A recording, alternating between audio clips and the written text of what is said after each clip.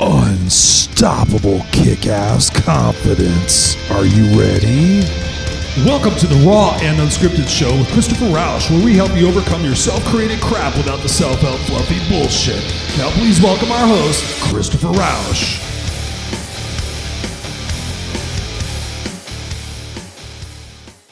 Hey everybody, welcome back to another episode of Raw and Unscripted with yours truly, Christopher Rausch, the place where I help you overcome your self-created crap without the self-help fluffy bullshit. And here we are today, we're on episode 20, and this is really a heart-packed, motivational, energizing, come to the clean kind of episode for you today. So my hope and my value in this particular episode for you is that you really truly get inspired and you see things from a different perspective. That's what this show is about. This show is about a different perspective, looking at things not as problems, but as opportunities, looking at things as possibilities instead of it's never going to happen. It's never going to happen. So I share that with you because originally, if you've been following us for a little while, you know that the premise of the show was me getting back into personal development, getting back into my coaching, getting back into my speaking, getting back into writing books, just getting back into the flow of what really truly makes me happy and congruent. But the point is to take you along for the ride as I do it, because my self-confidence got hit, my fears came back, a lot of different things kind of knocked me down. And I thought if I'm truly unstoppable, then I will eventually get back there. But why not take everybody for a ride? Why not everybody give a behind the doors glimpse of how somebody who was successful kind of rebuilds their life? It's kind of in a way, I'm going to forget his name. He was from The Secret. He was James something or other. He did something. He had an event. Some people passed away. They died. Well, just to be honest, they died. But anyway, he's from The Secret, and he kind of let people into the back door of his life, and he was just vulnerable and congruent. And I really respect that, and I really admire that. So that was the premise of us starting Raw and Unscripted at the point in time that we did, because it was right before I went into back surgery earlier this year. And I just actually saw a snippet of that particular podcast and was like, wow, I am on so many drugs. Well, actually, it was the second podcast because it was after my surgery. But man, I was just like, So if you haven't watched that, you can go check it out on our YouTube page, Speaking to the Heart Podcast Network YouTube page. And then also my YouTube page will have it here pretty shortly. But anyways, my point is that I've been doing these podcasts now for 19 episodes, and some things are changing and I'm gaining traction. I've got a coach, I've got a couple of coaches, I've got a couple of accountability partners holding me accountable and just pushing me in the direction and getting me past some of those limiting mindsets and those belief patterns so that I can ultimately get back into this and be successful at it like I am supposed to be, like I deserve to be. So that's what really this is about. And if you guys know that I just went to Hawaii a couple of weeks ago, and people keep asking me how it was. Of course, it was beautiful. It was amazing. But really what happened there is I took a break. I'm truly unstoppable. There's no bullshit about that. Follow me around for a couple of days and you'll be exhausted. But anyways, I sat down and I just collapsed mentally and physically, and I needed to give myself a break. I needed to give myself this opportunity to really see what's in my mind, what's in my heart, where is everything at, and what do I want to do with the rest of my life? Recently turning 50 years old, it sparks a lot of thoughts within you because you no longer think that life is forever. You no longer think that you're a kid. You suddenly have this realization that life is short. I mean, it is dramatically short. And the older I get with every day that goes by and every picture I see of Jackson from a year ago, it just exponentially creates this thing I call leverage. Now, ladies and gentlemen, if you don't get anything out of this podcast today, I want you to keep in mind the idea and the notion of leverage, because when you think about what it is that you do, right? When you think about, we're going to be talking about what our best is in just a little bit. But at any rate, I sat there and I just really collected my thoughts, and I had a tough week before we left on a lot of different fronts. And it made me question what I was doing. Because the old adage, if you continue to do what you've always done, you're going to continue to get what you've always got.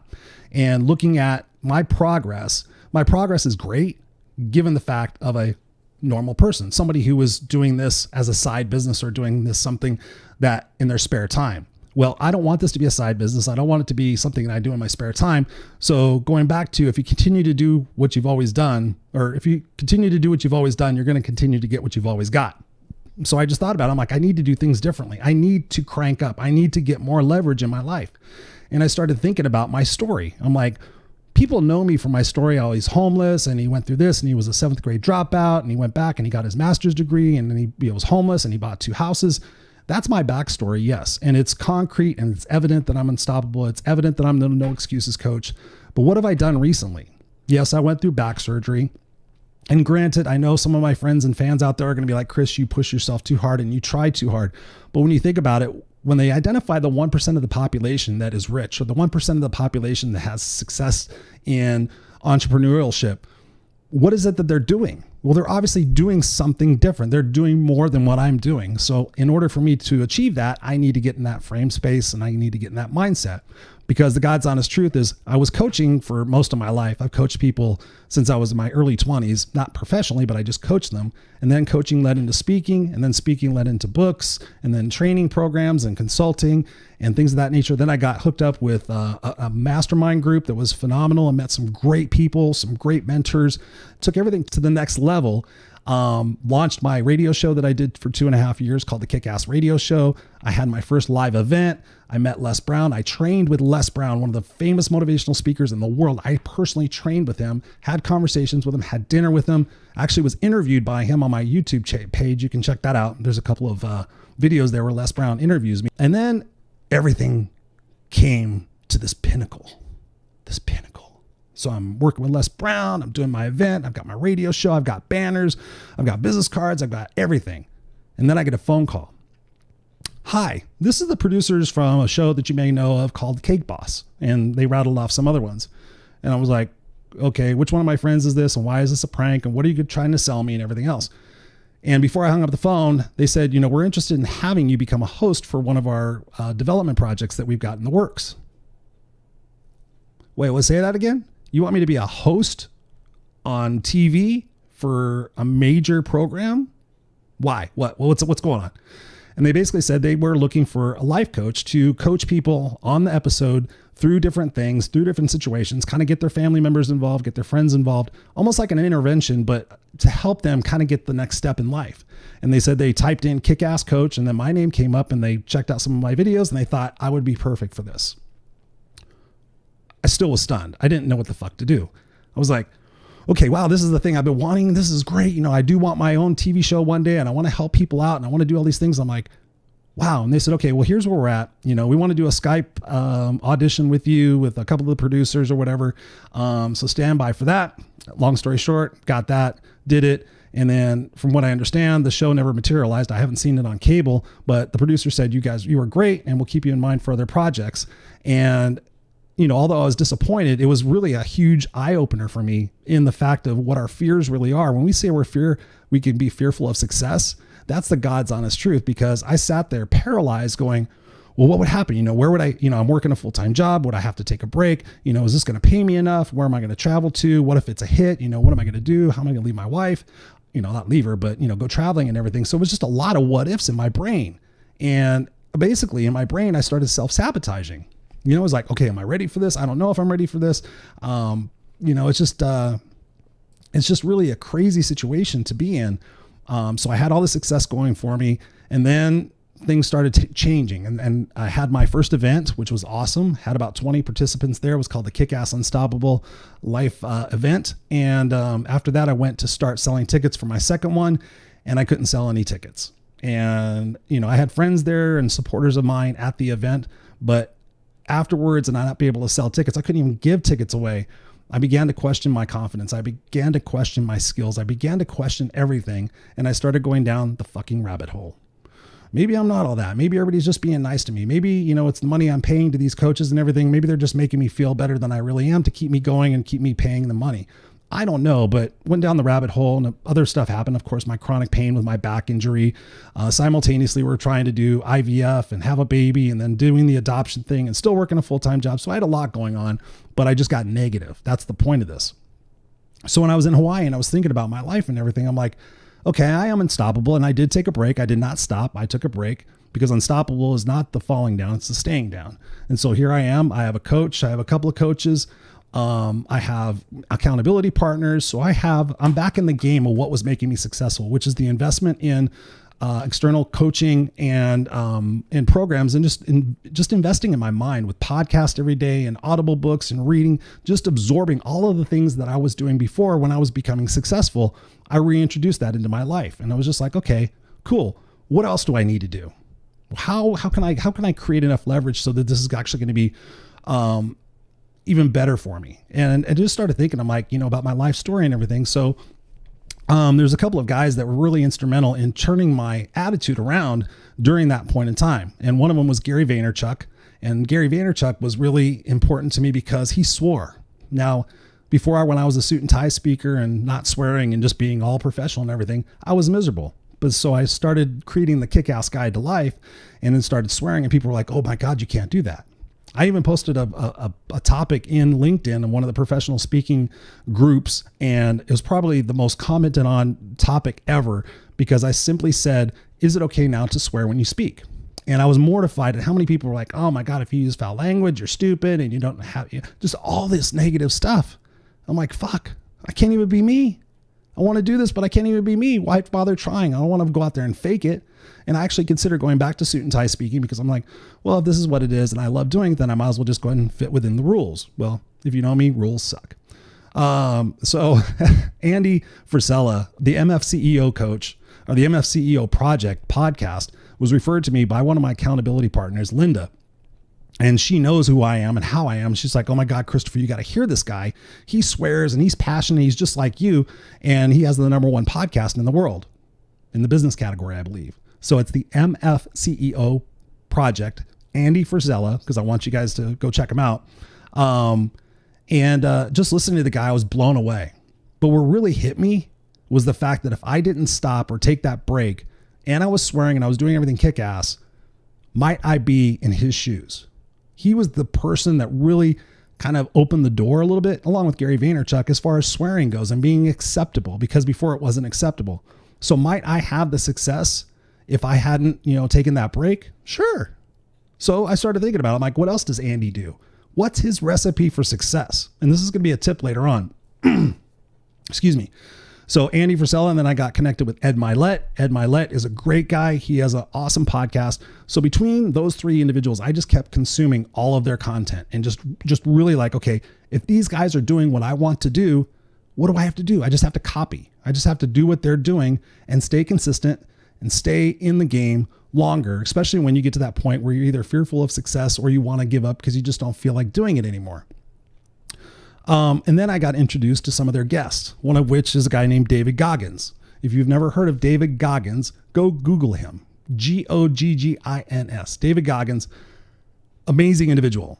I don't aspire to be like David, but what he has shown me through mental toughness, along with Jocko Willink, Jesse Itzler, James the Ironman Cowboy, all of these guests on these shows got me to thinking.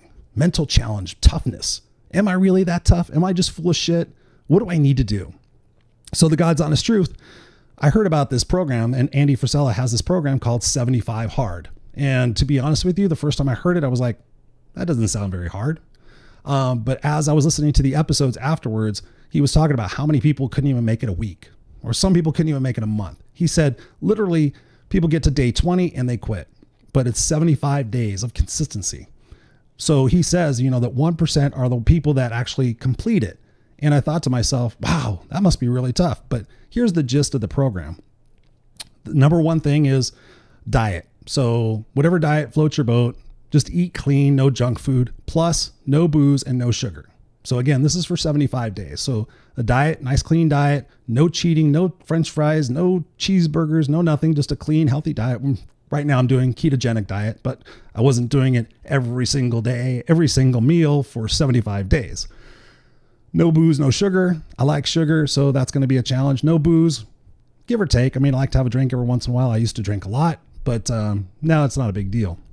The second thing is 2 workouts a day for 45 minutes each. One can be indoors, but the other one has to be outdoors. So again, 45-minute workout outdoors every single day, 7 days a week for 75 days, plus your other 45-minute workout. So that's about the physical transformation, really. But again, it's about mindset. They thought they were calling this a body transformation. But now that people have done the 75 Hard program, they are saying how much of a mental challenge this is, and a triumph, really, if you're part of that 1% who completes it. The third thing is drink a gallon of water a day. Good deal. Fourth thing is read 10 pages of a personal development book every single day. Not a problem necessarily. I'm a slow reader, so it's tough for me. So 10 pages will probably take me an hour, and that's not even a joke. Don't make fun of me. I do have a master's degree and I can kick your ass, but it just takes me a while to read. It just takes me a while to absorb the information because I'm ADD on crack, and I sit there and think about something and I go off on a spellbind, and then all of a sudden I'm back to the thing and I'm like, what was it they were talking about? So anyways, and then the last thing is take a daily progress pick. So after the 75 days, you can make a flip book and you go, and you can see your transformation and what you've accomplished. So again, the diet, the exercise, the reading, the water, and the daily pick. On paper, 75 days doesn't sound too bad, but just really consider the dedication and the commitment that you have to make to do that every single day. And here's the kicker. If you cheat just once, you have one French fry, one M&M, whatever it is, you skip a workout, you only work out for a half an hour, you start over at day one. So this is truly a commitment and a pledge. And I decided at the beginning, I'm like, nah, I don't want to do it. I don't need to prove anything to myself. I like my life. I'm comfortable. It's all good. I work out when I want to, and I eat healthy when I want to, and it's all good. But how did Andy get from point A to point B? He's a multimillionaire. He owns 7 companies, and he says he's nothing special. He used to be a 360-pound guy with millions of dollars and didn't have anything to prove. So why is he doing this? And so when he came out of the other 75 days, he learned so much about himself. He learned so much about the things he was saying and espousing before, and really got with his own program, really found his groove and his self-confidence to the next level. And that's what it's all about. It's kick-ass, unstoppable, next level shit. It's not for everyone, because some people want to end up miserable and lonely and pissed off at life.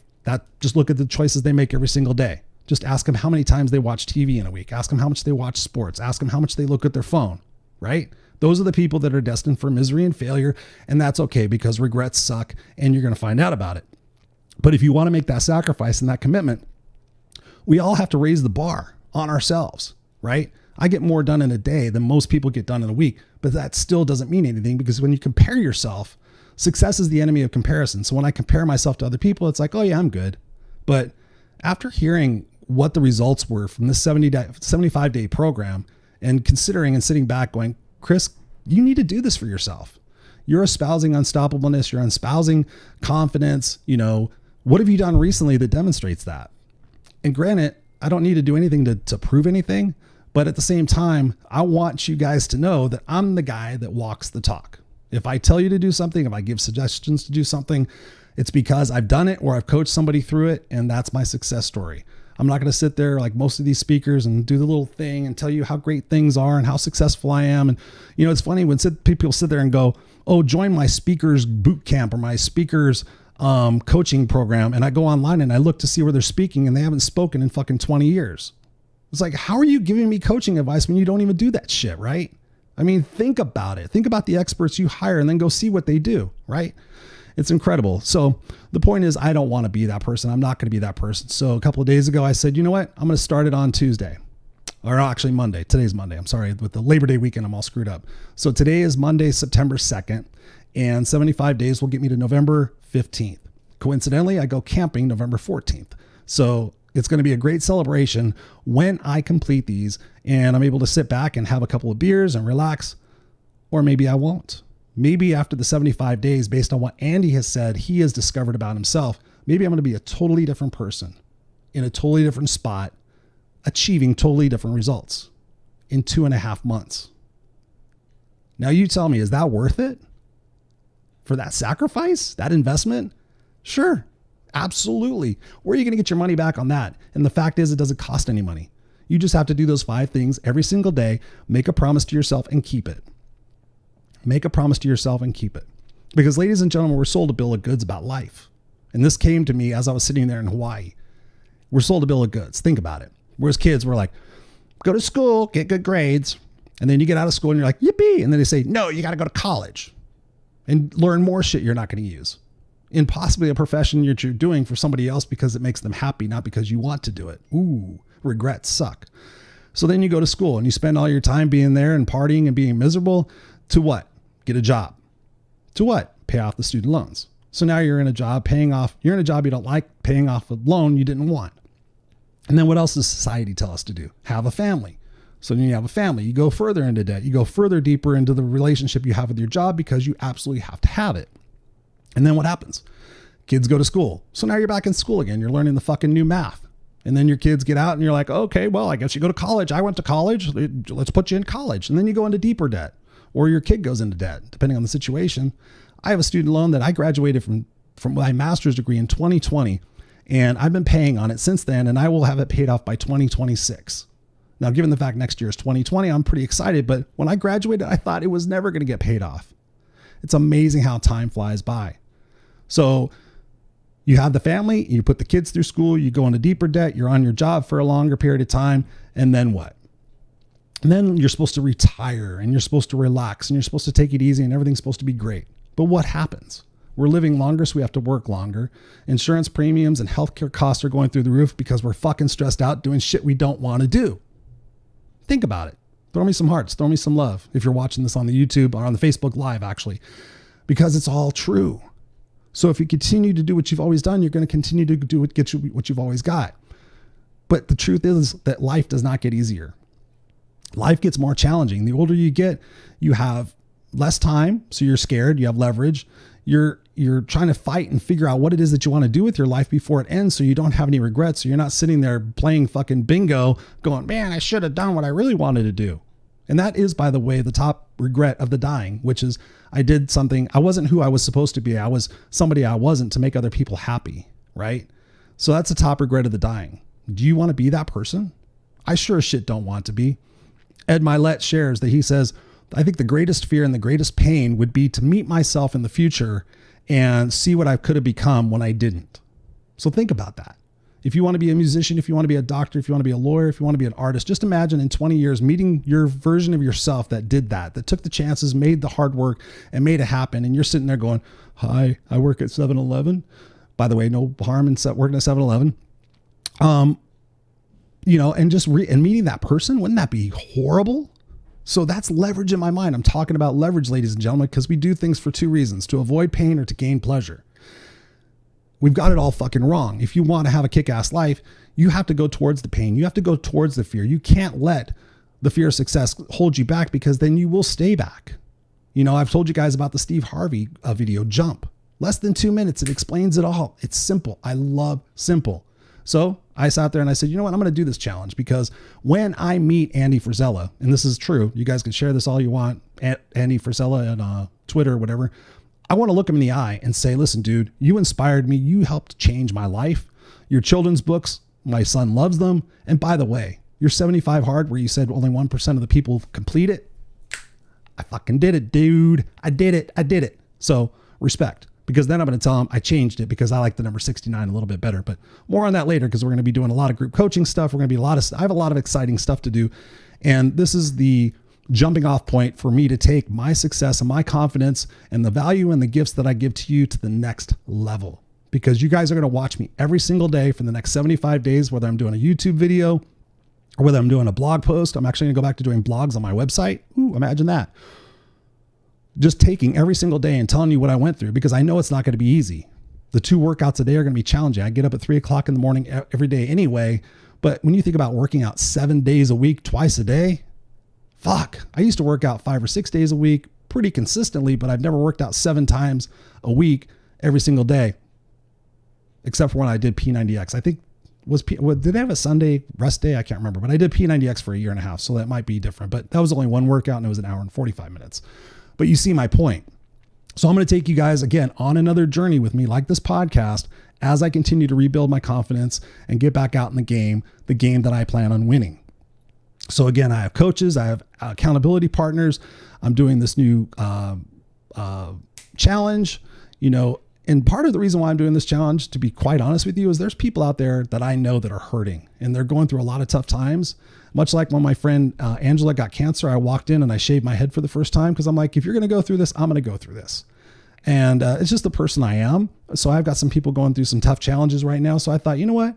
I can sacrifice a little comfort. I can sacrifice a little time in bed or whatever it is to become the better person. So perhaps I can help them even more or help other people even more. But quite honestly and selfishly, I just want to do it because I want freedom. I want personal and financial freedom. I want to spend time with my amazing son, my family, and just help people and just create a legacy that I'm certainly proud of. And that's the way we're going to do it, is that you just got to continue to push yourself. You have to continue to get uncomfortable to be able to do these things. Now, I've already talked about leverage, so you need to find your own leverage. But here's a tip for you.